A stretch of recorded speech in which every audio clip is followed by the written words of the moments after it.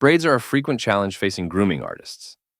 Traditionally, one would break apart a groom into multiple shapes and use complex setups to achieve even the simplest results. In Ornatrix Maya, we can create in-place, procedural, and highly customizable braids. And it's fun. Let's see it in action. Open a scene containing a clump operator.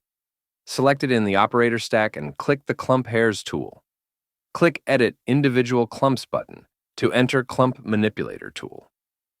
Select the clump you want to braid and change the edit mode to Pattern. Note that the clump pattern's controls become enabled. By default, the pattern is set to None. Change the pattern to Rope. This will braid the hair inside the clump by just twisting the strands. Use the Global Clumping Amount ramp or the Scale Manipulator to set the shape of the braid along the clump length. You can use the Rotate Manipulator to set the correct orientation for your braid.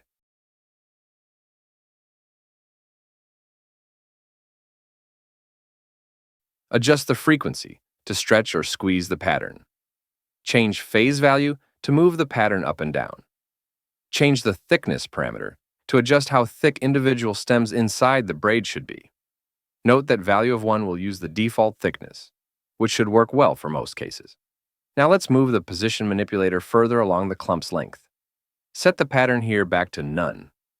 This will create a new pattern knot on your clump and blend the transition between the adjacent patterns. You can control this transition using the blending value. As with other clump manipulators, you can hold down Shift key to adjust the pattern knot position. Let's change the pattern type to a French braid. Note how adjusting the pattern settings will now only apply to the current knot. If none of the preset patterns satisfy your groom, you can design your own. Select the Custom pattern, and note how the Controls and Custom preset dropdown become available. Click the Braid Designer button to open the Ornatrix Braid Designer in a separate window.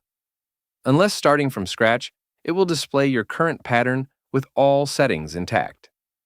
Note that you can go to this designer anytime, from any device, by going to braids.afir.com in an internet browser. Here you can create a new braiding pattern from scratch or start with one of the existing presets. Add or remove pattern clumps and adjust individual clump settings to create your own braiding style. When done, click the Copy button to copy the pattern string.